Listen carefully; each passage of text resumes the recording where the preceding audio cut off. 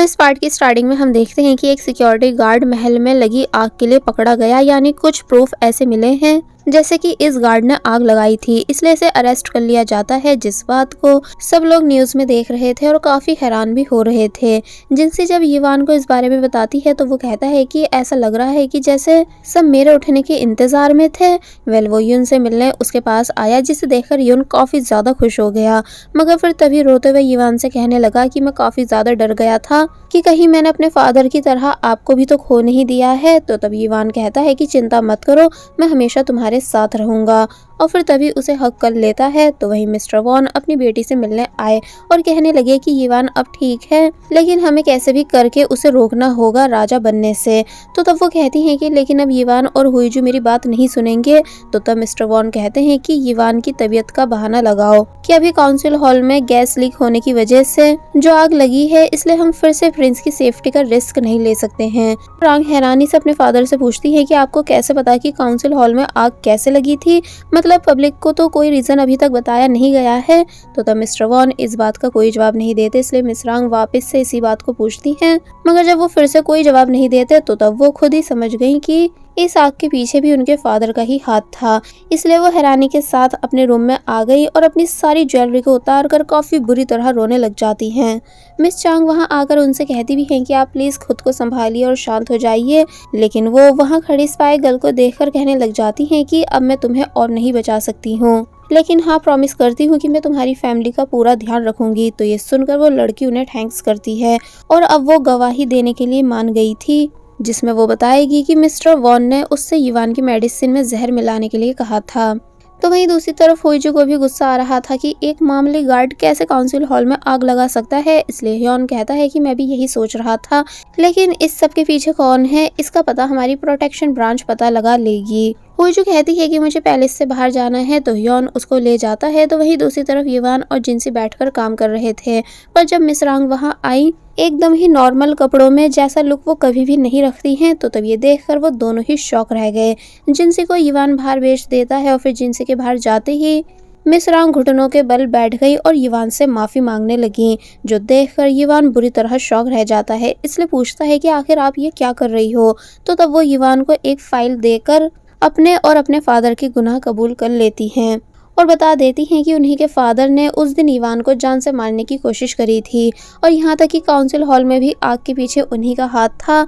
युवान सबूत देखकर खुद शॉक हो जाता है। फिर वो पूछता है कि आप अब ये सब बताने क्यों आई हो। तो तब मिस रांग कहती हैं कि मैं बस क्राउन को बचाना चाहती हूँ, जिसके लिए मैं अब और सेल्फिश नहीं हो सकती, पर तुम प्लीज वादा करो कि तुम यून का ध्यान रखोगे। युवान कहता है कि अगर आप अपने भी गुनाह कबूल कर रही हो तो फिर आपको हिस्ट्री में एक क्रिमिनल के नाम से जाना जाएगा, क्या आपको ये मंजूर है। तो तब मिस रांग कहती हैं कि हाँ मुझे मंजूर है। तो वहीं दूसरी तरफ हम देखते हैं कि जोंगवू निशानेबाजी कर रहा था जब वो अपने सेक्रेटरी से कहता है कि इस बार मैं हॉन्टिंग सीजन अनाउंस कराऊंगा। तो तब सेक्रेटरी हैरानी से बोला कि लेकिन हमेशा तो रॉयल फैमिलीज ही ये सब कराती है ना। तो तब जोंगवू जवाब देता है कि प्रिंस युवान की तबीयत अभी तक ठीक नहीं है और मिस रांग को कभी हॉन्टिंग में इंटरेस्ट रहा नहीं है, इसलिए अब वो सब मैं करूंगा। मगर तभी हुईजू पीछे से आती है और कहती है कि मगर अब मैं भी हूँ। तो तब जोंगवू उसे देखने लगा और फिर अब हमें दिखाया गया कि दोनों साथ में शूटिंग कर रहे होते हैं, जहाँ हुईजू पूछती है कि 21st सेंचुरी में हॉन्टिंग करना अलाउड कैसे हो गया। तो तब जोंगवू बताता है कि कुछ बुरे काम होते हैं जिन्हें सब छुपकर करते हैं। हुईजू कहती है कि लेकिन इस सबसे बस जानवरों को तकलीफ होगी। तो तब वो कहता है कि कुछ चीजें क्राउन की नहीं बल्कि नेशन के हाथ में होती हैं। तो ये सुनकर हुईजू उसकी तरफ बंदूक कर देती है कि क्या तुम्हारा मतलब ये है कि तुम अब एक नेशन हो। बट जोंगवू इस बात का कोई जवाब नहीं देता। फिर तभी सीन शिफ्ट हुआ और हमें दिखाया गया कि रात को हुईजू जब घर जा रही थी कि तभी उसको युवान की कॉल आई, जो कि बताता है कि वो अपने प्राइवेट घर में है। तो तब हुईजू भी वहीं चली जाती है, जहां पहुंचकर उसे जिनसी से पता चला कि युवान ने काफी ज्यादा ड्रिंक कर रखी है। तो ये सुनकर हुईजू परेशान हो गई और जल्दी से युवान के पास गई। हुईजू ने देखा कि युवान अपनी कैट्स को देख रहा है और काफी गहरी सोच में भी है, इसलिए वो काफी प्यार से युवान के पास बैठती है एंड युवान उससे कहने लग जाता है कि महल में वो शांति नहीं है जो यहाँ मुझे मिलती है। तो तब हुईजू भी हाँ कहकर उसके शोल्डर पर अपना हेड रख लेती है। फिर युवान हुईजू को मिस रांग की सारी बातें बताता है जो जो उसकी अभी उनके साथ हुई थी। तो तब ये सब सुनकर हुईजू भी काफी ज्यादा हैरान रह गई। युवान परेशान था कि उसे क्या करना चाहिए, लेकिन फिलहाल हुई जो युवान को शांत करा के सुला देती है और सोचने लगती है कि युवान दिल का कितना साफ है। अब नेक्स्ट डे हम देखते हैं कि युन ने फाइनल ऑर्डर युवान के लिए भेज दिया और इस बार मिस रांग भी युन के साथ थी युन को सपोर्ट करने के लिए। तो वहीं युवान ने जोंगवू को मिलने बुलाया और पूछता है कि उस जहर वाले केस का क्या रहा। जोंगवू बताता है कि उसके पीछे मिस्टर वॉन का हाथ था, लेकिन उनकी सजा के बारे में सोचना होगा। तो तब ये सुनकर युवान हैरान होता है कि अब इसने अचानक मिस्टर वॉन का नाम कैसे ले दिया और फिर वो मिस रांग की बात को याद करने लगा, जिन्होंने उसे वार्न करा है कि वो जोंगवू से दूर रहे, यानी कि उससे बचकर रहे, क्योंकि जोंगवू को ही सबसे पहले जहर वाली बात पता चली थी। यानी उसके पास मेड ने आकर सब बता दिया था कि मिस्टर वॉन ने जहर युवान की मेडिसिन में डलवाया था, लेकिन जोंगवू ने इस बात को सभी से हाइड रखकर उन्हें ब्लैकमेल करा था। युवान हैरानी से पूछता है कि पर आखिर जोंगवू ऐसा क्यों कर रहा है। तो मिस रांग ने कहा कि तुम्हें अच्छा से पता होना चाहिए कि वो ऐसा क्यों कर रहा है। तो तब युवान समझ गया कि जरूर इसकी वजह हुईजू है, जिसे जोंगवू पसंद करता है। इसलिए प्रेजेंट में वो जोंगवू से गुस्से में पूछता है कि तुमने मिस्टर वॉन पर एक्शन अभी तक क्यों नहीं लिया है। तो जोंगवू भी गुस्से में कह देता है कि वो मिस्टर रांग के फादर हैं और किंग के ग्रैंडफादर भी, इसलिए मैं ऐसे ही कोई भी फैसला नहीं ले सकता हूँ, क्योंकि क्राउन की इमेज का सवाल है। युवान कहता है कि अब टाइम आ गया है कि क्राउन को खत्म करा जाए और वो जोंगवू को बताता है कि किंग बनने के बाद में ये राज्य खत्म कर दूंगा। जो सुनकर जोंगवू का दिमाग घूम गया, यानी कि वो काफी ज्यादा शॉक हुआ, क्योंकि ये बात काफी अनएक्सपेक्टेड थी। इसलिए जोंगवू कहता है कि मैं ऐसा नहीं होने दूंगा एंड आप नेशन के खिलाफ नहीं जा सकते हो, और फिर तभी गुस्से में यहाँ से चला जाता है। तो वहीं हुई जो भी जोंगवू को गुस्से में जाते हुए देख लेती है। फिर वो अंदर आकर युवान से पूछती है कि तुम्हें जो पता करना था क्या तुमने वो पूछ लिया है। बट युवान ना में जवाब देता है कि नहीं, अभी नहीं। अब नेक्स्ट सीन में हम देखते हैं कि पुलिस फोर्स जाकर मिस्टर वॉन को अरेस्ट कर लेती है। फिर नेक्स्ट डे जब युवान उनसे मिलने जेल में गया तो मिस्टर वॉन कहने लगे कि आपको कोई गलत फहमी हुई है, यानी मैंने कुछ भी नहीं करा है।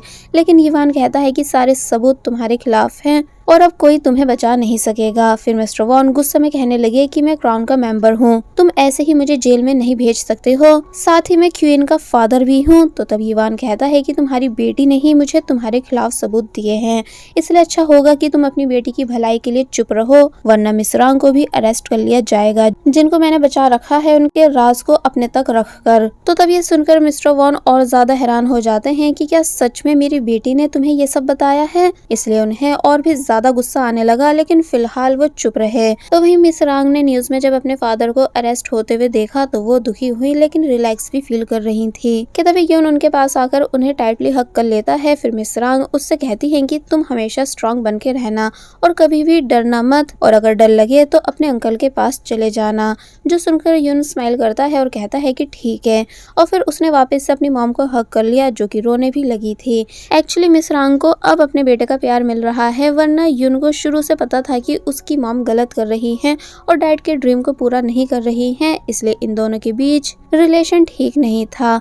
एंड बेचारे यून पर छोटी सी उम्र में काफी सारी जिम्मेदारियां आ गई थी, लेकिन अब मिस रांग ने सच को एक्सेप्ट कर लिया है, साथ ही अब वो सच का साथ भी दे रही हैं, जिस वजह से सब कुछ ठीक हो रहा है।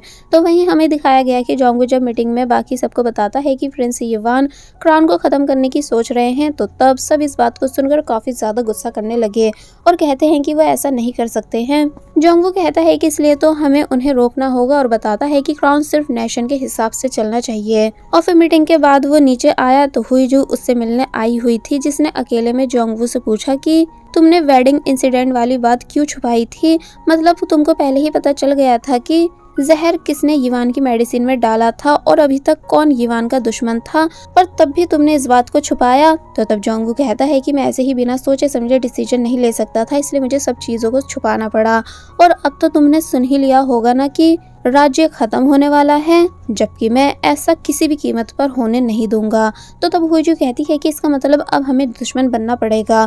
तो ये सुनकर जोंगवू हैरानी से हुईजू को देखने लग जाता है कि ये कैसे मुझसे इतनी बड़ी बात कह रही है, यानी मेरी दुश्मन बनना चाह रही है। फिर तभी सीन शिफ्ट हुआ और दिखाया गया कि आज फाइनली युवान राजा बनने की शपथ लेने वाला है। वो यहाँ आया और उसने क्राउन को एक्सेप्ट कर लिया और सभी के सामने फाइनली किंग बन गया, जो देखकर सभी युवान को कांग्रेचुलेशन कर रहे थे और काफी ज्यादा शोर भी कर रहे होते हैं।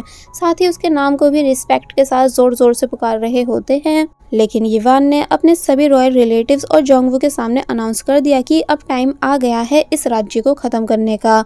तो ये सुनकर सब काफी बुरी तरह शॉक रह गए कि आखिर आप ये क्या बोल रहे हो। फिर तभी सीन हुईजू और ह्योन पर शिफ्ट हुआ, जहाँ ह्योन काफी ज्यादा परेशान था कि प्रिंस यीवान की बात पर सब लोग कैसे रिएक्ट कर रहे होंगे। तो इसलिए हुईजू उसको शांत रहने को कहकर सोचने लगी कि कल रात जब वो यीवान से कह रही थी कि कल तुम फाइनली ग्रैंड प्रिंस से किंग बन जाओगे, तो तब वो बोला था कि और हाँ अब तुम भी ग्रैंड प्रिंसेस से क्वीन बन जाओगी।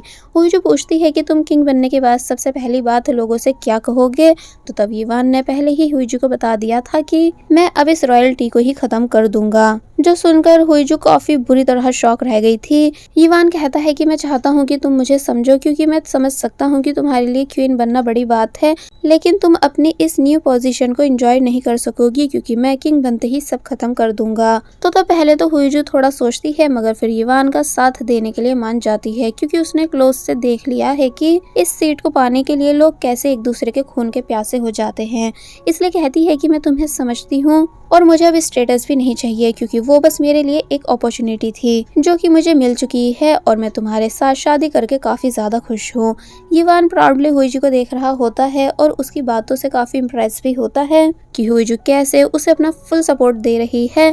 फिर तभी सीन यीवान की तरफ शिफ्ट हुआ, जहाँ उसके अनाउंसमेंट के बाद सभी लोग उसको हेट देने लगते हैं कि आप ऐसा नहीं कर सकते हो, पूरे नेशन का सवाल है। एंड जोंगवू भी मना कर रहा होता है। तो तब यीवान कहता है कि अभी मैं चाहता हूँ कि एक पब्लिक सर्वे हो, जिससे पता चल जाएगा कि आखिर पब्लिक क्या चाहती है, क्योंकि यहाँ सबको सिर्फ अपने स्टेटस की पड़ी है, ना कि नेशन की। तो वहीं दूसरी तरफ ह्योन भी हुईजू को यही एक्सप्लेन कर रहा होता है कि कोई भी यीवान की बात से सहमत नहीं होगा, क्योंकि नेशन और क्राउन एक साथ काम करते आए हैं और रॉयल रिलेटिव्स को इस कनेक्शन से काफी फायदे हुए हैं। तो तब हुईजू कहती है कि इसका मतलब यीवान बस अभी पब्लिक पर ही भरोसा कर सकता है कि आखिर पब्लिक क्या चाहती है। और फिर अब हमें दिखाया गया कि मीटिंग के बाद जब जोंगवू महल से निकला तो मीडिया उससे सवाल करने लगी कि क्या सच में क्राउन खत्म होने वाला है। तो तब वो सिर्फ इतना ही कहता है कि आप सब चिंता मत करो, कुछ गलत नहीं होगा।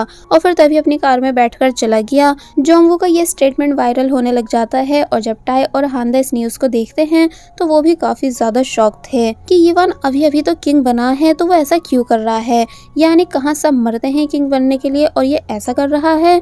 एंड साथ ही क्या डैड को इस बारे में पता है। फिर तभी सीन मिस रांग की तरफ शिफ्ट हुआ, जो अपने डैड से मिलने जेल में गई थी। मिस्टर वॉन उन्हें देखकर कहते हैं कि तुम यहाँ क्या करने आई हो। तो तब वो कहती हैं कि मैं बस आपको अपनी आंखों से देखना चाहती थी। मिस्टर वॉन कहते हैं कि तुमने बिल्कुल भी अच्छा नहीं करा है, अब देखना तुम्हारी और तुम्हारी बेटी की लाइफ पूरी खराब हो जाएगी। तो तब मिस रांग उन्हें बताती हैं कि यून को हमेशा से सच्चाई का पता था, लेकिन वो चुप रहा और आपको ऐसे जेल में देखकर मैं समझ गई कि उसको कैसा फील हो रहा होगा अपनी माँ को गलत काम करते हुए देखकर।